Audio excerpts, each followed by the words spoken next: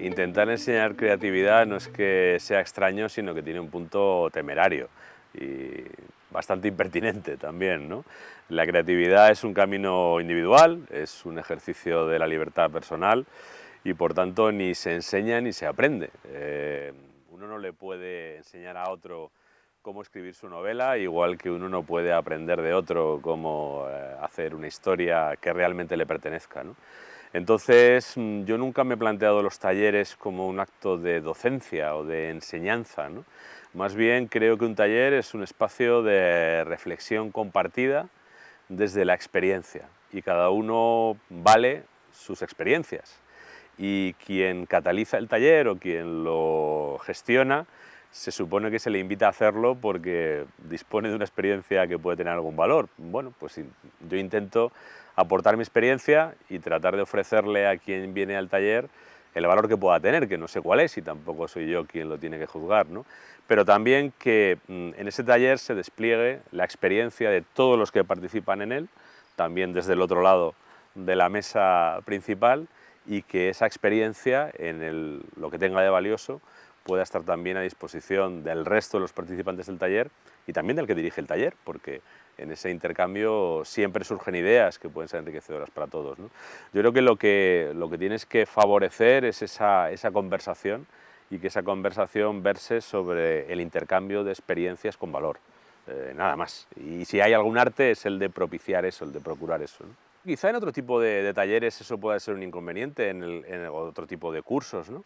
Pero en el mío, que haya una persona de 20 años sentada en la silla al lado de otra de 60, es una maravilla, es una ventaja. Al final la creatividad depende mucho de la diversidad y de la capacidad de aprender la diversidad, ¿no? y de identificar los matices. Entonces, la confrontación entre alguien con mucha experiencia y alguien con poca experiencia no necesariamente es un conflicto y no necesariamente es que la persona con poca experiencia va a aprender solo de la persona con mucha experiencia, ¿no?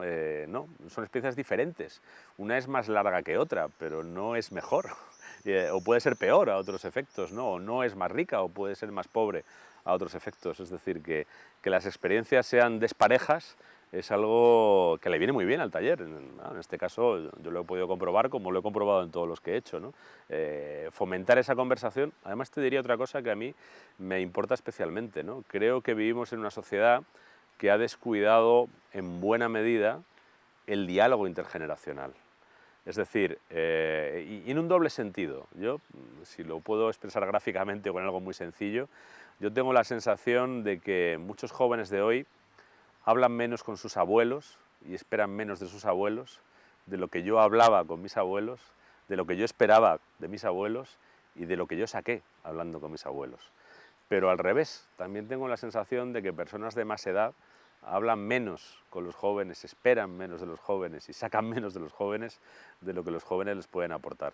Y eso se traduce en incomunicaciones que a veces están en la propia organización social, ¿no?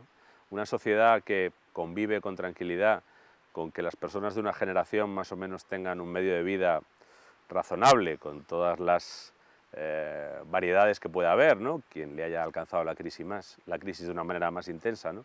Pero que esa generación, donde mucha gente pues, tiene unas posibilidades de vida razonables, convive con una generación mucho más joven, donde de manera casi unánime es imposible tener una existencia independiente, es imposible acceder a una vivienda, es imposible tener un trabajo con una retribución acorde, que una sociedad conviva con esa disparidad, que es una disparidad traumática y que es una disparidad peligrosísima, pues yo creo que tiene que ver con esa falta de diálogo intergeneracional que precisamente un espacio como este puede corregir, ¿no? Por lo menos en el pequeño espacio de un taller.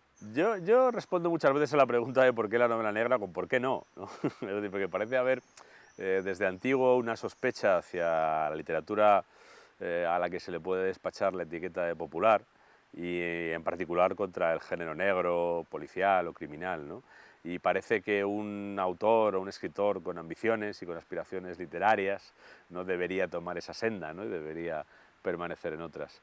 Yo escogí hacer novela negra hace bastantes años como una posibilidad más, no es mi campo único de actuación, ni siquiera es mi campo preferente. No sé, no tengo muy claras las cuentas, pero yo creo que llevo 60 y tantos libros publicados y no llegarán a la veintena los que tienen temática criminal. Luego 2/3 partes de mi producción están al margen de la novela negra, pero yo creo que la novela negra es un cauce interesante porque ofrece siempre argumentos sugerentes. A fin de cuentas, la novela negra, si nos centramos en su modalidad más convencional, ¿no?, que es la que tiene como punto de partida un homicidio, un asesinato, habla de la muerte, que es uno de los grandes temas, ¿no?, de la condición humana, y a partir de ahí uno puede jugar muchas cartas y uno tiene un campo de maniobras muy extenso.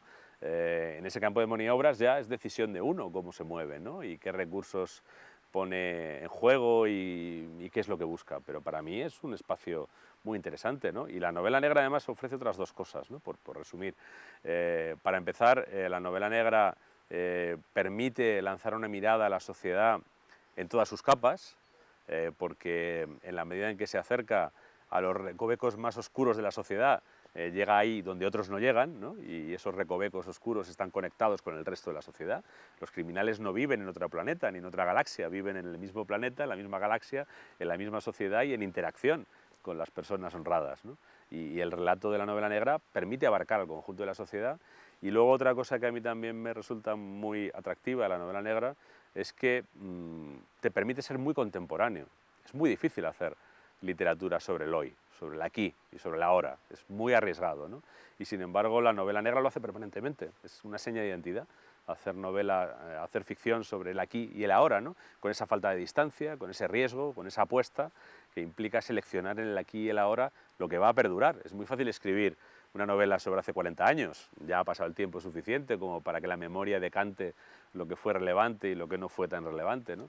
Cuando tú escribes una novela que toma como punto de partida lo que sucedió la semana pasada, toma más riesgo, ¿no? Y sin embargo la novela negra esto lo hace con naturalidad. Pues por un ejercicio de análisis, observación y pensamiento inductivo, ¿no?, en lo que no llegaba el análisis y la observación, ¿no? Cuando yo me planteé estas novelas a mediados de los 90, la sociedad española estaba en un proceso de transformación y la Guardia Civil también estaba en un proceso de transformación, que era interesante en un doble sentido, y ese doble sentido lo reflejan Bevilacqua y Chamorro. No me he inventado ninguna cosa rara, ni he partido de una fabulación extraña, ¿no? Para mí la gran transformación que estaba en curso en los 90 en la Guardia Civil era que se estaba rompiendo la endogamia del cuerpo, es decir, un cuerpo en el que durante siglo y medio prácticamente la totalidad del colectivo estaba formado o por hijos de guardias civiles o por personas de extracción rural, pobre, que era de donde venía la Guardia Civil porque era también su campo preferente de actuación. Pues eso empezó a verse alterado por la incorporación de gente que no eran familiares de guardias civiles, que provenían de áreas urbanas, que no necesariamente pertenecían a las clases más humildes, sino que podían tener una formación superior incluso. Eso se empezó a producir en los 90 y ahora, bueno, creo que la última promoción de la Guardia Civil, de cerca de 1000 guardias, 400 y pico eran titulados superiores y 40 tenían máster y había 3 doctores. Es decir, esta transformación ahora ya es radical e irreversible, ¿no?, pero en aquel momento se estaba empezando a plantear. Y la otra transformación sustancial de la Guardia Civil, muy significativa y con muchas posibilidades narrativas, porque es expresión de la gran transformación contemporánea de la sociedad española, era la incorporación de la mujer. Hace 30 años, hace 31 años no había una sola mujer en la Guardia Civil. Entraron justo en ese momento. Y la entrada de la mujer en la Guardia Civil, igual que la incorporación de la mujer a todos los ámbitos profesionales en la realidad española, en la sociedad española, ha transformado drásticamente la sociedad española. Yo creo que es la gran transformación española del último medio siglo, pues también la Guardia Civil, aunque todavía no han alcanzado ahí el peso que tienen en la sociedad, creo que son escasamente el 11% de la Guardia Civil, pues la presencia de la mujer ha introducido modificaciones muy sustanciales y sobre todo en las unidades a las que yo me refiero en mis novelas, ¿no?, las unidades de investigación, en las unidades de lucha contra la criminalidad organizada, de lucha contra el terrorismo, de policía judicial. Ahí el papel de la mujer no solo es muy importante, sino que además aportó potencialidades que antes la Guardia Civil no tenía. A mí la adaptación de la literatura al cine, de los libros, intentar sacar películas, me parece un proceso recíprocamente beneficioso tanto para el cine, que, bueno, encuentra un filón de argumentos y lo ha encontrado desde el principio, ¿no? Y esos argumentos a veces dan lugar a grandes películas, otras veces no, eso depende, como siempre, de la inspiración del artista, pero eso es bueno para el cine, tener ese repositorio de argumentos y de personajes, y a la literatura le da un espacio de repercusión, de expresión, de transformación, que también es de difusión. Bueno, nos guste o no, a mí personalmente pues no me gusta mucho, pero bueno, es la realidad. Yo sé que según las encuestas la mitad de los españoles no lee un libro nunca. Por tanto, a la mitad de los españoles yo no voy a llegar jamás. Es impensable que yo llegue a la mitad de los españoles que nunca leen un libro a través de mis novelas.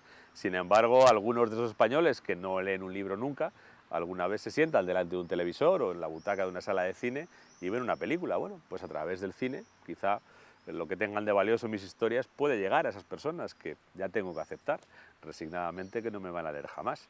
Y eso no es malo para mis historias, ¿no? Al revés, les da un campo de juego en el que si no, no entrarían. Y el proceso, bueno, pues es problemático, porque son dos lenguajes, porque cambia el narrador, porque cambian muchas cosas muy relevantes, ¿no? Y una película siempre es un producto distinto. Y incluso cuando en una historia tú cambias al narrador, aunque los hechos sean los mismos, la historia cambia dramáticamente. Si encima no solo cambias el narrador, sino que cambias el lenguaje en el que estás contando la historia, pues bueno, pues es otra cosa, ¿no? Y esa otra cosa a veces sale bien, a veces sale mal, pero yo en general creo que hay que favorecerlo y que en general es bueno y es un diálogo constructivo. Yo tengo una buena sensación. No todos los momentos de todas las películas que se han hecho sobre novelas mías me gustan. Incluso hay momentos que no me gustan, incluso hay momentos que no me gustan nada. Pero mi sensación no es mala porque creo que en general se ha hecho un trabajo respetuoso con el punto de partida literario y porque creo que he tenido, quizá la suerte, lo voy a decir entre comillas, de que los realizadores que se han acercado a mi obra son lectores y son buenos lectores. Así fue el caso de La flaqueza del bolchevique. Yo no iba a participar en ese proyecto. Bueno, se me acercó un productor que había leído la novela y le había gustado. Se me acercó por otro lado un director que había leído la novela y le había gustado. Y yo los puse en comunicación a los dos, se pusieron de acuerdo y decidieron lanzar el proyecto. Y en medio de eso, pues un día me citaron a cenar y me propusieron a escribir el guión. Yo no pensaba hacerlo, ¿no? Y digo, bueno, mejor que no lo hagas, si yo no soy guionista, si este no es mi mundo, este es vuestro mundo, ¿no? ¿Qué pinto yo aquí? Y finalmente me convencieron y me alegro de haberlo hecho, porque la verdad es que aprendí muchas cosas, fue enriquecedor. La película salió como todas, con sus cosas buenas y con sus cosas no tan buenas, pero creo que el balance final fue bastante positivo y no solo lo creo yo, ¿no? Uno puede entrar al indicador ese más objetivo, ¿no? Que es Internet Movie Database, ¿no? Donde te ponen la nota, ¿no? Y tiene un 7, hay pocas películas españolas que tengan un 7, o sea que el resultado fue espectacular, ¿no? A mí me nominaron al Goya por mi primer guión y a la actriz la nominaron y lo ganó, o sea que tan mal no lo hicimos, ¿no? Para ser unos piernas y bueno, pues yo quedé contento y aprendí bueno, a relacionarme con más naturalidad con el cine, donde luego he hecho más trabajos y he hecho guiones incluso de televisión, ¿no? Y sigo haciendo. Así que, bueno, me parece bien. Creo que hay que perder esta sensación de conflicto permanente, ¿no? Hay que ver en qué nos podemos ayudar y aceptar que en la vida no todo sale bien. A veces uno mete la pata, ¿no? Con independencia de que no cuento ninguna experiencia personal, no es una historia, es una historia primero completamente ficticia, ni personal ni de nadie, es una historia que me inventé completamente, ¿no? Pero el personaje sí está inspirado en personas reales a las que yo conocí, que en cierto modo eran algo que a mí me atrae mucho, ¿no? Que son los seres desubicados, personas que están donde no deberían estar y se dan cuenta, además son inteligentes y se dan cuenta, ¿no? Y en mi caso yo trabajé durante bastantes años en el mundo de la gran empresa en Madrid, trataba mucho con abogados, con ejecutivos de bancos de inversiones, yo era abogado, y me encontré a más de una persona que tenía inquietudes artísticas, intelectuales, y que había acabado, pues eso, de banquero de inversiones, ¿no? Dedicándose a calcular la TIR, perdón, y el retorno de las inversiones y haciendo operaciones de OPAs y era gente que en el fondo tenía una rotura dentro, ¿no? Porque eran brillantes, eran inteligentes, ganaban mucho dinero, los habían contratado porque eran brillantes e inteligentes y como hacían bien su trabajo les pagaban muy bien, pero ellos se sentían, notabas, ¿no? Cuando hablabas con ellos, tenían una carencia ahí y yo creo que de ahí salió la historia. Yo ahora mismo no me considero tanto seriéfilo como en un momento de un cierto escepticismo. Es decir, ha habido tal inflación que a mí me ha pasado unas cuantas veces en los últimos meses o quizá en el último año que alguien me ha dicho, tienes que ver esto, es la bomba. Y he visto 2 capítulos, 3 capítulos, 4, con paciencia franciscana, y he dicho, bueno, pues esto, primero me parece que ya lo he visto, no me parece tan brillante, veo muchos trucos, veo mucha reproducción de trucos de otros, ¿no? Y creo que ha habido una cierta inflación de series y no todo lo que nos venden últimamente, como que...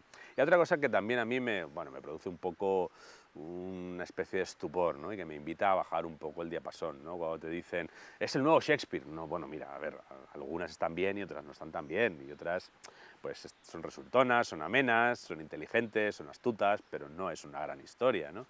Porque al final tú analizas líneas de guión, analizas los personajes y están bien, pero no hay nada que digas esto es sobrenatural, ¿no? Yo he descubierto en estos últimos quizá 10 años series muy buenas, series que sí me parece que son clásicos, clásicos ya de la narración en cualquier lenguaje, ¿no? Una serie como The Wire, o una serie como Generation Kill, por citar 2 del mismo autor, que son además completamente diferentes, una serie policial y una serie bélica. Yo Generation Kill, de David Simon, igual que The Wire, creo que es la mejor película de guerra que he visto nunca. Y es una serie del HBO en 6 capítulos, si no recuerdo mal, ¿no? No he visto ninguna ficción audiovisual que refleje también el caos, el absurdo, el sinsentido, la soledad del soldado en la guerra, ¿no? Me parece absolutamente ejemplar y es una serie de televisión. Está a un nivel altísimo, ¿no? Igual que conozco pocas ficciones criminales que estén a un nivel tan alto como The Wire, ¿no? Y se siguen haciendo series muy buenas, ¿no? Yo, por ejemplo, además se está trayendo un talento verdaderamente extraordinario, ¿no? Que a veces creo que está sabiendo dar el paso y otras veces no. Por ejemplo, se atrae mucho talento cinematográfico y hay directores que te dicen, bueno, esto es como una película de 8 horas. Digo, mal vamos, o sea, esto no es una película. Si quieres hacer una película, vete al cine. Si quieres hacer televisión, la televisión es otra cosa, ¿no? Y cuando alguien ha intentado hacer una película de 8 horas partida en trozos, pues no funciona como serie y lo ves claramente, ¿no? Pero por un ejemplo de lo contrario, virtuoso, yo creo que el que ha entendido muy bien el cambio de lenguaje es Sorrentino, ¿no? Con la serie que ha hecho con Jude Law, la del joven papa. Me parece una serie maravillosa, de una audacia, de un riesgo y de una originalidad perturbadora, ¿no? Y, por ejemplo, pues mira, siempre estamos citando series americanas y las hay muy buenas, ¿no?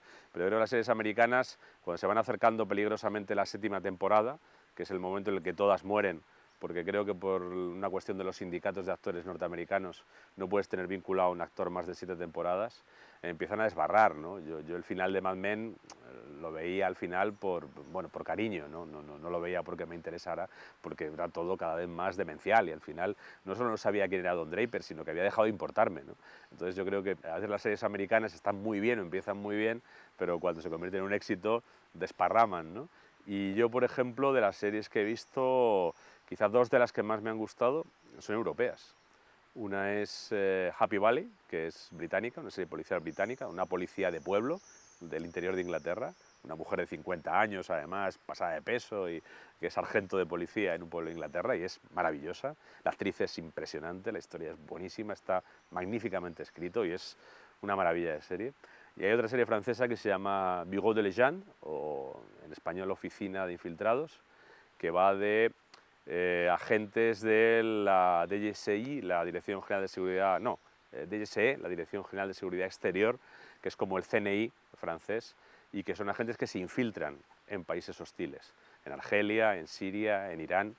Magnífica, unos actores magníficos, estupendamente escrita, muy bien producida, es decir, que hay vida en las series más allá de la HBO y de Netflix y demás.